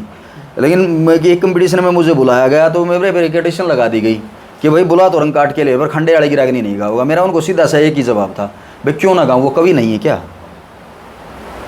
जो चीज़ें आप सुन ही, जो आपको याद ही हैं, वही मेरे से सुन रहे हो, तो फिर तो मेरा टू तोता हूँ, मैं तो पोपट हो गया, वो पोपट ही कर रहा हूँ। अगर मैं आज आपको कुछ अलग सुना सकता हूँ तो आप मेरे से क्यों ना सुने। और केवल आज़ाद को नहीं गाया मैंने, मेरे चाचा सतीश पढ़ाना को गाया मैंने नए कवि के तौर पे। मतलब नए, वो खुद नए नहीं, वो तो बुजुर्ग हो रहे, लेकिन वो नए दौर के रहे हैं लिखने वाले। हमने कमल सिंह पुट्ठी जी को गाया है, हमारे से बुजुर्ग हैं, बट वो नए दौर के कवियों में ही माने जाएंगे, जिन्होंने गाने भी दिए हैं इतने हरियाणा। शर्मा जी को, पंडित राम के शर्मा जी को, जीवन पुरवाड़ा जी को हमने गाया, बहुत गाया है। जयवीर पुट्ठी जी को हमने गाया है, बहुत कवियों को गाया जो नए दौर के कवि गाते हैं। राजेंद्र सिंह उजाना जी को हमने गाया, उनकी तो 3 रागनी, बल्कि एक विदेश वाली रागनी गाई थी, तो विदेश से फ़ोन आया था हमारे पास। वो उस टारगेट को नहीं देख रहे कि ये रागनी अगर विकास ने नई गाई तो ये पहुंच कहाँ तक गई। उन दलालों की ना मानसिकता फ्रीज कर दी गई है कि जो पेटा हुआ पैटर्न है वही चले। अभी वो मुझे शादी में गया हुआ था बुडवाड़, वो बोले जी हमारी तरफ तो वो पुरानी तर्जें ही चलती हैं, वो तर्जें वहाँ सुनी जाती हैं नए एक्सपेरिमेंट के बिना। जिनको इधर के कलाकार जो मुख्य प्रचलन में है रागनियों में, जिनकी जीभ खाटी नहीं होती, हमारे वाले कलाकार उनको गाना छोड़ रहे, आज तक वो मतलब उस घिसे पिसे डर्रे को सुन रहे हैं। अब इसका मैं क्या इलाज बताऊँ आपको। नया आप कोशिश करते हैं, मैं भी करता हूँ, कुछ और कलाकार भी करते हैं, लेकिन उनको ना फिर इस सोशल मीडिया पे विरोध का पात्र बनना पड़ता। फिर कहीं ना कहीं कलाकार समझौता करता है कि यार तेने पैसे मिल ही रहे हैं, तू गा देना यही, फिर वो अपने आप को पीछे हटा लेता है। ये प्रेशर है उन दलालों का, और जिनका नया समझ में नहीं आता उन निर्बुद्धि लोगों का। ये जैसे मासी जी जिक्र हुआ, बीच में भी जिक्र हुआ था, हाँ जी, अपना जो देसी विधाएं थी, जो भी सांगे भी गाया कर दिया, फिर कुछ रागनी कलाकारों ने भी गाई हैं, ह्यूमन तर्जे। तो इस दौर में कम क्यों होगी, क्या रीजन है उनके? कई कारण हैं जी। अब वो देसी तर्जें तो याद हैं हमारे दौर तक के कलाकारों को, जिनको हम सुन चुके। तो जहाँ डिमांड होती तो अब कोई कहे देसी सुना, जितनी देसी मेरे याद है वही मैं सुना पाऊंगा। जी। जो देसी के मैंने नाम सुन रखे और वो मैंने कभी सुनी ही नहीं तो कहाँ से सुना पाऊंगा, ये कोई भी कलाकार नहीं कर सकता। तो फिर क्या करते हैं कि जिस रागनी का हमें यही नहीं पता कि इसकी मूल तर्ज क्या है, तो फिर कलाकार अपने तरीके से उसको मॉडिफाई करता है। भाई कई गाने ऐसे हैं उन रागनियों के मीटर से, उनकी मात्राओं से मैच करते हैं, मतलब उनमें डाल देते हैं, वो फिल्मी तर्जें बन जाती हैं। अच्छा, काफ़ी तर्जें हैं, जैसे अब जो ट्रेंड में खड़े बोलने की तर्जें हैं, छोटी तर्जें हैं जो चलत में हैं, वो देसी गाई जाती हैं, हमारे दौर के कलाकार भी गाते हैं। बट कुछ तर्जें ऐसी हैं जिनके हमने नाम ही सुन रखे, और हो सकता है कुछ भाइयों ने सुने हुए भी ना हो, हमने भी उनके नाम ही सुने हैं, कभी वो हमारे सामने गाई ही नहीं गई, तो फिर वो हमारा तो सवाल ही नहीं पैदा होता कि हम उनको याद कर पाएंगे। जैसे कि नत्था, झूलना, एक और होती थी तरज सवैया। एक तो सवैया जो यमरागनी के शुरू में बोलते हैं, एक सवैया गाने वाला अलग होता था। चमोला, एक चमोला तो जैसे मैंने आपका बोल दिया है पीना भाई सुख से बसो, एक तो ये चमोला है, ये तो पैसे बोलने का। एक चमोला गाने वाला अलग होता था। अब ये हमने इनके नाम सुन रखे हैं, हमें ये नहीं पता कि इनको परफॉर्म कैसे किया जाता था, गाई कैसे जाती। तो हमारे से तो उम्मीद करना ही बेकार है कि हम उस दौर में पैदा हुए हैं जब से पहले ये तर्जें विलुप्त हो चुकी थी, या तो हमें कोई सिखाए कोई जानकार। बाकी जो मास्टर सतबीर सिंह, वहाँ से पालेराम जी के दौर में जो तर्जें गाए जाते हैं, आज वहाँ से नरेंद्र काफ़ी देसी तर्जों को लेके आते हैं, नरेंद्र दांगी जी, जो ये वहाँ से लेके नरेंद्र दांगी तो पुराने से लेके हमारे दौर तक काम कर ही रहे हैं ना आज तक। बिल्लू शर्मा जी कुछ तर्जों को मान सकते हैं क्योंकि वो दादा तुलेराम के साथ रहे हैं, तो जो तर्जें दादा तुलेराम ने उनको सिखाई होंगी कम से कम वो तो उनको याद होंगी ही। बिल्कुल। जो दादा तुलेराम को ही नहीं याद होंगी, दादा तुलेराम को ही नहीं पुराने उस्तादों ने सिखाई होंगी, तो वो तो बिल्लू शर्मा को दादा तुलेराम ने भी नहीं बताई होंगी। सही बात। ऐसी तर्जें विलुप्त, क्योंकि कुछ चीज़ें जो कम गाई जाती हैं वो उस्ताद भी भूल जाते हैं। तो ये 3-4 कलाकार हैं जिनको देसी झटका याद है, तो इनको जो सुन के हम तक पहुँचा तो वो तो हम कैरी कर चुके, उनको हम गा लेंगे। लेकिन जो कभी गुनगुनाई नहीं गई तो वो तो विलुप्त ही मानो, वो विलुप्त हो चुकी हैं। जो मैंने देसी गाने वाले आपको कुछ नाम बता दिए, और देसी सबसे ज़्यादा इन्हीं लोगों ने गाया है। मास्टर सतबीर सिंह, वहाँ से पालेराम जी, राजकिशन जी, और उधर यूपी से वहाँ से बिल्लू शर्मा जी, और पुराने दौर से अब तक हमारे साथ जो बुजुर्ग होने के साथ साथ, क्योंकि बुजुर्ग ही मानूंगा रिटायरमेंट के नज़दीक नरेंद्र दांगी जी, जो उस दौर से आज तक हमारे कदमों के साथ कदम मिला के चल रहे हैं, नौजवानों के साथ हमें राह दिखा रहे हैं, वो ये गिने चुने कलाकार हैं जो देसी तर्जों को गाते हैं। इनके द्वारा परोसी हुई तर्जें तो हम याद करके हम भी कहीं ना कहीं जहाँ हमारे से डिमांड होती है, क्योंकि एक ये भी है कि हम कुछ कलाकार ऐसे हमारे से देसी की फरमाइशें कम होती हैं, लेकिन जहाँ होती हैं इन वाली तर्जें जो हमारे कॉपी हो चुकी है वो हम गा लेंगे। तो ये है देसी का। तो दूसरा आपने फिल्मी का इसके साथ जोड़ा, तो फिल्मी एक रोचकता का विषय है, उन तर्जों को पसंद किया जाता है जब हमारी ज़बान से लोग सुनना वो चाह रहे हैं। तो इसमें हमें ये ना कहा जाए कि हम देसी तर्जों के साथ अन्याय कर रहे हैं। वो लोग जब चाहते हैं, वो पहले सवाल में भी कहा था कि मैंने उनकी भी माननी पड़ती है क्योंकि पैसे दे के बुलाया है। अगर मैं फिल्म ही सुना रहा हूँ उनके मनोरंजन के लिए तो मैं बुराई नहीं कर रहा कम से कम। अच्छा, एक चीज़ और, जैसे खुद की कंपोज भी तो कलाकार बना सकते हैं। हाँ, बना सकते हैं अगर किसी में कैपेसिटी हो। ये जिक्र चला था एक बार, मैं अक्सर उनका नाम लेता हूँ क्योंकि 2 कलाकार मेरे काफ़ी करीब रहे हैं, मेरे चाचा जी मासे जितेंद्र पढ़ाना जी और मासे आज़ाद सिंह खांडा खेड़ी। उनसे मतलब करीब तो क्या रहे हैं, मेरे गाइड रहे हैं, मार्गदर्शक रहे हैं। तो और आज़ाद सिंह खांडा खेड़ी के तो मैं आपको एक, आप मजाक मानोगे मैं चीज़ बताऊं, वो मेरी अच्छी रागनी सुन के कभी आज तक उन्होंने मेरे को अप्रिशिएट करने के लिए फ़ोन नहीं किया। सिर्फ एक रागनी के नीचे कमेंट किया था, वेल डन विकास। फ़ोन नहीं आया था उनका उस रंग पे भी मेरे पास। अगर उनको, इसलिए मैं उनको अपना मार्गदर्शक मानता हूँ कि कहीं उन मेरे गाने में कमी नज़र आई ना, वो फ़ोन कर देते हैं। एक शब्द ही मेरे से उल्टा निकला था तो उन्होंने मेरे को पौना घंटा गाइड किया था एक शब्द के ऊपर। बोला नहीं, अंश और अनसणी का वो गोरे काले का जब वो डिफ्रेंशिएट कर रहे हैं चौधरी मेहर सिंह, तो सफ़ेद अनसणी और कागा काला होना चाहिए, सच्चे झूठे का नहीं, वो गोरे काले का डिफरेंस है। डिफ्रेंशिएट कर रहे हैं वो रंग को, तो रंग पे तो सफ़ेद हंसनी और कौवा काला ही बोल। मैंने बोल दिया था कि तू हंसा की असल हंसनी हो, बिल्कुल कागा काला है। मैं बोला जी हंस तो सच का प्रतीक होता है, असली ही होता है। बोला नहीं, सच्चे झूठे का तो वो फैसला ही नहीं कर रहे, वो तो रंग को डिफ्रेंशिएट कर रहे हैं ना, कि पवन काला था और अंजना काफ़ी गोरी चिट्टी थी, तो वो रंग को डिफ्रेंशिएट कर रहे हैं, तो सफ़ेद हंसनी ही होना चाहिए। तो वो मेरे गाइडर, तो उन्होंने एक बार मुझे कहा था कि विकास तेरे अंदर कैपेसिटी है, तो हारमोनियम बजा लेता है। अब ये जो नए, तो चलो आप उस धारा में नहीं जाना चाहते स्टूडियो वाले में, वो भी कर ले तो बुराई नहीं है, बिल्कुल। लेकिन तू रागनियों के अंदर भी जो एक गानों को तोड़ मरोड़ के लेके आते हो आप लोग, इसकी जगह आप अपनी नई तर्जें खुद बना के गा सकते हो। उस पर सवाल ही नहीं होगा कि ना तो वो गाना ना वो पिटी हुई तर्ज। अब जो सक्षम है कम से कम उनको तो करना चाहिए। मैं बोला मासे जी वरीयता नहीं मिलेगी, मान्यता नहीं मिलेगी। मैं बोला कौन कहता है, मतलब वो डिक्टो वो लगा चेपी करके कभी बात नहीं करते। उनका आज़ाद सिंह खंडागड़े का कोई फिल्टर ही नहीं है। फिल्टर करते ना, जैसे मैं अपने में गया हैप्पी ने, और फिर मैं यूँ भी कर दूंगा कि शायद गलत कहा गया। उनका फिल्टर नहीं है। अगर उनको हैप्पी ने कहना तो फिर वो नहीं कहेंगे है विकास ने क्या घंटा करा, वो ये बोलते हो फिल्टर नहीं है उनका कोई, तो वो स्पष्ट कहते हैं। नहीं बोला क्यों नहीं करेंगे स्वीकार, तू ननू बताओ गया कंपोजिशन है, ये मत बताए कि नई तरज तार दे तू, वो सोच में बांट दे ना यू गाना था के था, पॉपुलर होने की होगी तो वैसे पॉपुलर हो जाएगी, नई चीज़ें आएंगी। तो जिनके अंदर ताकत है वो कर सकते हैं सर, जिनकी क्षमता है, ताकत तो मैं नहीं कहूँगा, जिनकी क्षमता है, माइंड सेट है, जो कुछ बजाना जानते हैं तो की जा सकती हैं। लेकिन फिर मैं उन दलालाएँ पाए जाऊँगा, मैं नहीं कहने कि वो बेगाड़न लाग रहा है। ऐसा किया जा सकता है कि तर्ज भी नहीं हो, कम खुद कंपोज के, उसके अंदर रचना ही नहीं रची जाए, वो किसी के से फिर उलाना ना मिलेगा कि वह स्पेशल तर्ज के साथ स्पेशल रागनी बनी, ऐसा किया जा सकता है जी। बहुत बढ़िया।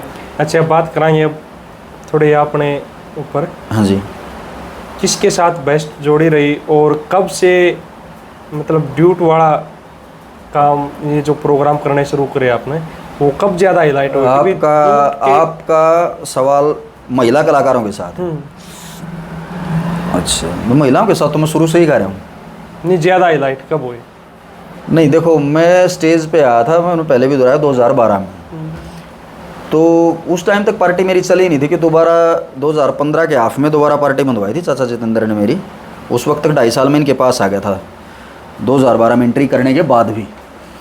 तो 2013 में इलेक्शन की तैयारियां चल रही थी, 2014 में जब सरकार कांग्रेस सरकार से बदल के आई तब की बातें ये।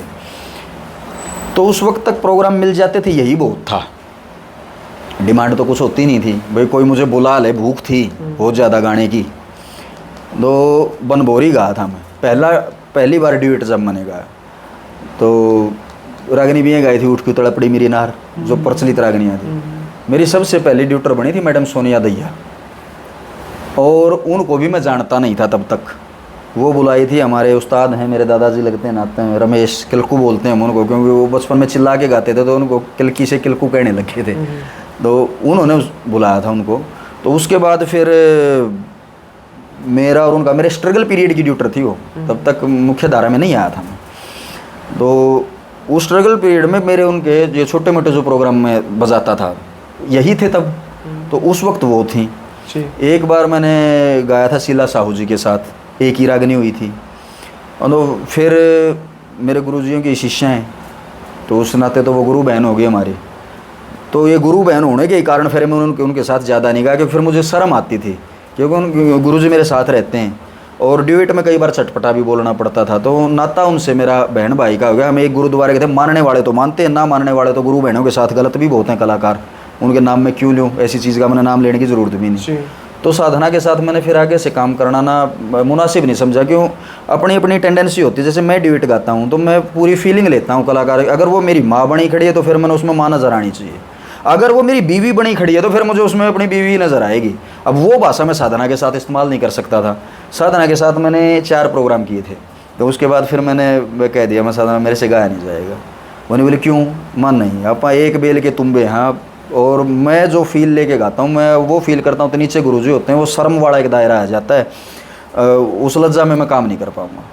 फिर एक बार एक प्रोग्राम आता नीतू शर्मा जी के साथ, रोहतक की थी वो, उनका मूल गाँव का तो मुझे पता नहीं, वो एक ही प्रोग्राम में मिली थी। फिर कलाकाराएँ आई हमारे साथ, मैडम रेणु शरण, उनके साथ एक मेरा लंबा पीरियड गुजरा, बहुत अच्छी प्रस्तुतिकरण देती हैं वो, अच्छा प्रस्तुतिकरण होता है उनका। और एक उनके साथ जो मेरा तालमेल था वो इसलिए था कि वो लंबी बहुत ज़्यादा हैं, मेरी हाइट अप्रोक्सीमेट 6 है, तो उनकी 5'8" प्लस हाइट है, तो वो यहाँ तक आती है मुझे भी, तो उसमें वो जोड़ी मैच करती थी, तो फिर उनके साथ मेरा तालमेल काफ़ी रहा। बीच बीच में रजनी जांगड़ा भी आ जाती थी, बहुत उम्दा कलाकार है वो, नटखट बहुत है, मतलब उनके साथ परफॉर्म करने में ये मज़ा आता था कि हमने उनको जो कुछ भी कहा हाजिर जवाब। रेनू का भी यही है, हमने उनको कुछ भी कहा वो कभी विचलित नहीं होती थी परफॉर्मेंस देते हुए, और लिबर्टी देती थी कलाकारों को। कुछ कलाकार हैं तो ऐसे उनका मुंह ऐसा रहता है कि मतलब कदे तेरे से झगड़ी ले, फिर उनके साथ क्या माहौल बनाए। रेनू और रजनी दो ऐसी अदाकाराएं रही हैं हमारे साथ, मतलब ये लिबर्टी देती हैं कलाकार को। मंच के तो खिलाड़ी हैं हम, वहाँ पूरा गेम आप खेल सकते हो। गाड़ी में बैठते पूरे कायदे की हैं वो लड़कियाँ, तो इनके साथ रहा। उसके बाद अभी जो दौर मेरा चला हुआ है वो मैडम गीता चौधरी के साथ चला हुआ है। 1 साल पहले जुड़ी थी गीता हमारे से, और वो उस क्षेत्र से आती हैं जहाँ घड़े का ट्रेंड भी बहुत कम है, और उन्हीं की वजह से मुझे पक्के साज के प्रोग्राम भी करने को मिले, क्योंकि वो पक्के साज पे ज़्यादा गाती हैं, और उधर की एकलौती वो कलाकार हैं जो घड़े के साथ न्याय कर पाती हैं। बट जब वो जुड़ी हमारे साथ, हमने एक रिकॉर्डिंग करी थी, पूनिया रागनी से लॉन्च हुई थी वो, उसमें 8 रोमांटिक रागनियाँ थी। अब भाई मैं माफ़ी चाहता हूँ, मेरा स्वभाव है रोमांटिक, और मैं इसको कई बार स्वीकार कर चुका हूँ। मुझे श्रृंगार गाना पसंद है, गाड़ियाँ मुझे ना दे, श्रृंगार माड़ा नहीं होता। तो वो रोमांटिक रागनियाँ थी, उसमें मतलब रोमांस 2 तरीके का होता है। विरह का भी रोमांस होता है कि जैसे मैं मेरी मिसेज को छोड़ के जा रहा हूँ, जो वो मेरे लिए वो तड़पना जो दिखा रही है वो रोमांस ही है, वो विरह का, उसमें विरह शामिल हो गया, करुण रस आ गया ना साथ के साथ। और एक रोमांस होता है बस दोनों तरफ से लवेबल हो आप, तो उस तरह का गाना मुझे पसंद है। तो वो रिकॉर्डिंग हुई थी, उस रिकॉर्डिंग से हमारा पेयर हाईलाइट हुआ था। 1 साल से हम काम कर रहे हैं, तो कुछ कमियां भी थी। जैसे गीता बहुत सुरीली कलाकार है, गाने के साथ न्याय करती, रेंज जो है उसके गाने की रेंज, अगर मैं थका हूँ तो मुझे थका देती है, लेकिन अगर मैं फिट हूँ आवाज़ से तो फिर एक लेवल का गाना है। और हाल फिलहाल उस जोड़ी को पसंद बहुत किया जा रहा है। मतलब जिस तरफ मैं शादी में गया, वो गीता के थ्रू ही मेरी जानकारी हुई थी उन लोगों से, वो फैन थे हमारे। उनके में जो कमी जो थी उस टाइम, क्योंकि वो सुस्त गाती थी शुरू में, क्योंकि उधर इतना चटक मटक पक्के साज पे जगह होती नहीं, वो खड़े खड़े गाते हैं। लेकिन जब वो लड़की मटके पे आई, 3 प्रोग्राम होने के बाद उसने ऐसी धूम मचा दी थी कि अब वो डिमांडेड है मेरे साथ। मेरे से डिमांड जहाँ होती तो उसी के लिए होती है। बाकी ये है कि मुझे किसी गायिका से द्वेष नहीं। ये सारी भी तो गीता तो जी तो अब आई हैं हमारे साथ, लेकिन ये जो पहले रही इन्होंने मेरा सहयोग करके ये भी कहीं ना कहीं इन्होंने भूमिका निभाई हमारे को यहाँ तक लाने में। रेनू शोराण जी ने, रजनी जांगड़ा जी ने, सोनिया, और रेनू और सोनिया मेरी बहुत अच्छी दोस्त भी हैं। अब सवाल उठते हैं कि लड़का लड़की दोस्त कैसे हो सकते हैं, कि लड़का लड़की दोस्त हो सकते हैं, उनसे अच्छा कोई दोस्त हो भी नहीं सकता अगर वो दोस्ती की मर्यादा को समझें। मतलब रेनू का स्वभाव तो ऐसा है, मतलब वो कई बार फ़ोन आ जाते हैं आपस में, कलाकार बात तो होती रहती हैं, वो आवाज़ पहचान के ये बता सकती है कि विकास दुखी है कि सुखी है। बहुत चरित्रवान कलाकार हैं ये। अब जैसे हमारे साथ रहे हम तो उसी नज़र से देखेंगे। हमने कभी कोई खोट नज़र नहीं आई, इन्होंने मेहनत की हमारे साथ, कहीं ना कुछ जगहें हमें दिलवाई हैं, यहाँ तक शायद हम इनके ही भाग से आगे हों। इन महिलाओं के साथ मैंने आज तक गाया है। और अब तो जो लोग पहले कहा करते महिलाओं के साथ गाना बुरा, अब वो इस चीज़ से उल्टे जवाब अपने आप ही देने लगे। तो हमें तो अब कहने की भी ज़रूरत नहीं कि महिलाओं के साथ गाना कोई बुरी बात नहीं है, अगर आप कायदे में रहें तो।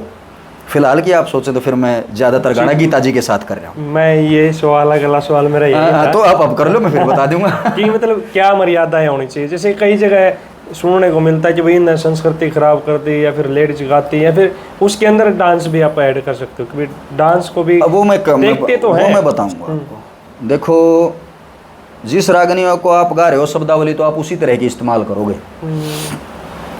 अगर मैं रागनी गा रहा हूँ माँ बेटे की, तो मेरी शब्दावली क्या होगी? माँ से कैसे बात कर सकता है एक लड़का, और अपने बेटे से माँ कैसे बात कर सकती है? तो फिर तो उसी लहजे में बात होगी। अगर बात मैं अपनी साड़ी से कर रहा हूँ, यहाँ पे सवाल खड़ा कर सकते हैं लोग कि साड़ी भी बेटी वर्गी हो है। साड़ी बेटी वर्गी कौन होती? साड़ी बड़का वर्गी हो है। बाण मर जा उसकी, आपकी घरवाड़ी मर जा तो उसने दूसरे ब्याह भी ला सकें? नहीं होती। वो वही है क्या, दी घरवाड़ी वो वही होती है अगर वो है विवाहित है। तो ये एक कथन है हमारे समाज में। जब वह बेटी बराबर तो फिर उससे शादी कैसे कर लेगा वो? मैं अपने आप को डिफेंड साथ में करता चलूँगा पीना भाई, क्योंकि मैं नहीं चाहता कि मेरे ऊपर बैड कमेंट आते हैं कि वो मेरे ऊपर कोई ख़राब टिप्पणी करे। तो अगर मैं साड़ी से बात नहीं कर रहा हूँ तो एक उनके बीच में एक मजाकिया रिश्ता भी होता है, तो फिर भाषा मेरी उस तरीके की हो जाएगी। कोशिश करनी चाहिए कि कहीं ना कहीं आप सिर्फ उस चीज़ के दूर पहुँच जाओ, उस चीज़ के नज़दीक पहुँच जाओ जो आप कहना चाहते हो। उगाड़ा नहीं होना चाहिए, इतना तो मैं मानता हूँ। महिला गायकों के साथ भी उगाड़ापन दिखाना नहीं चाहिए, लेकिन जो आपका रोल है वो प्रॉपर निभाओ। वो शब्दों की मर्यादा होती है, जो मैं कहता हूँ गाने वालों के बीच में तो होती है शब्दों की मर्यादा। मैंने यहाँ पे कहा ना कि कायदे और मर्यादा में रहें।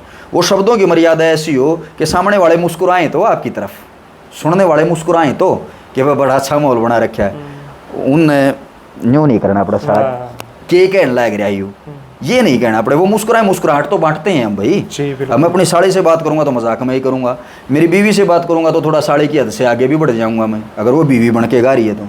पर वो शब्दों की मर्यादा इतनी हो कि आप वो एक टी पॉइंट होता है रोल का, उस टी पॉइंट तक पहुंचा दो आप। बाकी लोग इतने ना समझ नहीं, वो समझ जाएंगे क्या कहना चाहता है। वो कई बार कई शब्द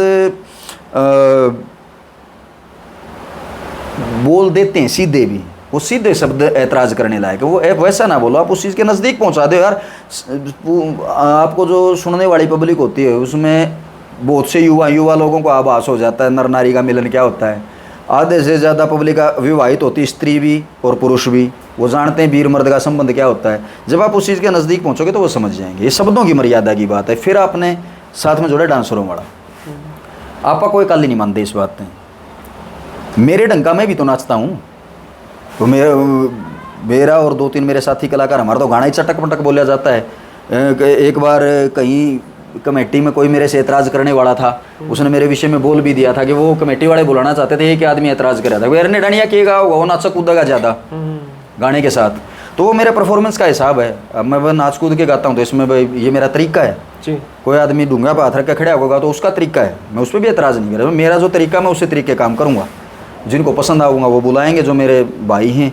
भाई किसी मेरे भाई ने मेरे दवेश होगा वो ये कह देगा विकास को रहने दो, नाचना कोई बुरी बात नहीं, देवता तक नाचे हैं। लेकिन वो डांस ऐसा हो कि भाई वो डांस को देख के दांतों तले उंगलियां तो दबा लें लोग, आँखों पे हाथ ना रखें, आँखों पे हाथ ना रखें बस। मतलब और आँखों पे हाथ रखने वाले भी मैं गंदा शब्दों में क्यों कहूँ, ऐसे लोग भी शामिल हैं जो सभा में बैठ के तो यही कहेंगे कि ये गलत है। अब शॉर्ट रील बनने का ज़माना है सोशल मीडिया के दौर में। शॉर्ट रील वो उन्हीं लड़कियों के देखते हैं जो सूट उठा रही हैं पेट से, या तो वो उनको भी देखना बंद करें। मैंने तो अपना पक्ष रख दिया, मैंने अपना पक्ष रख दिया कि आप ऐसे नाचे कि दांतों तले उंगलियां दबवा दे लोगे कि वाह लड़की ने क्या डांस किया या वाह लड़के ने क्या डांस किया, नृत्य किया। वो आंखों पे आधार के बीच में टने ने क्या किया, नाच करने ने क्या किया, ये ना कहें। यहाँ तक का होना चाहिए आपका प्रस्तुतिकरण। लेकिन वो लोग भी उन रीलां देखना बंद करें, ये भी मेरा आप लोगों को भी कहना है। आप उनको देखना ही बंद कर देंगे। अब कई जो हैं हमारी साथी अदाकाराएँ, जो नृत्यांगनाएँ हैं, जो डांस करती हैं, वो पैसे के लिए कुछ ना कुछ ऐसी हरकतें मंचों पे करती हैं जो उनको कायदे से नहीं करनी चाहिए। वो क्या करती हैं उस पर मैं जाना नहीं चाहता, उस पर नहीं मैं जाना चाहूँगा। वो उनको भी पता है वो क्या करती हैं, वो एक अलग मैटर है। हाँ, वो मुझे वो कहने की ज़रूरत नहीं। मैं तो यही कहता हूँ साथियों, दोस्तों, बहनों, बेटियों, कोई चाची ताई लगती होगी, कोई भाभी लगती होगी, जिनसे भी मेरे जो भी शब्द कहने के उस हिस्से को छोड़ दे। बाकी आप वेल परफॉर्मर हैं, सभी मेरे से अच्छी कलाकार हैं जी। बिल्कुल, बहुत बढ़िया और बहुत ही अच्छे ढंग से आप जवाब देते हो जी। मैं आपका तहे दिल से शुक्रिया अदा करता हूँ कि इतने मतलब शब्दों के साथ और फिर इतना डिफेंडर अब इस पे भी एक सवाल मैं आपके इस आपने किया तो धन्यवाद। इस पे भी एक सवाल खड़ा हो गया जी। किसी कलाकार से मेरा कोई आप डिस्प्यूट हो जाते हैं, मैं तो मेरे झगड़े तक कभी बात नहीं पहुंची, वैचारिक मतभेद हो जाते हैं कहीं ना कहीं, तो परिवार सुलह करवाता है। ये पार्टी हमारा परिवार ही है। तो जिक्र चल रहा था तो उस लड़की ने ये जवाब दिया उस्तादों के बीच में कि ये अपनी बात को ऊपर रखेगा, ये बातों का ही खाता है। अब मैं वाक निपुण हूँ, मेरे अंदर वाक निपुणता है, तो ये तो ये ईश्वरीय देन है ना, ये तो परमात्मा की देन है। अब मैं इसमें क्या कहूँ, ये तो उसने दिया मुझे।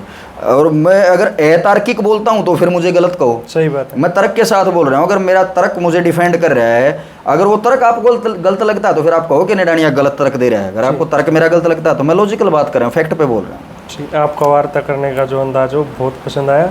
That is the all given me by Azad Singh Khandakhedi. मैंने उनको फॉलो किया है, हालांकि मैंने कभी उनको कॉपी नहीं किया। उन्होंने ही बोला था कि मुझे कॉपी नहीं करेगा, बस सुधार। पहले की आप पुरानी रागनियों की वार्ता देखेंगे ना मेरी, वो मुंह फटसी होती थी, क्योंकि नए नए थे, पता भी हमें इतना ही था।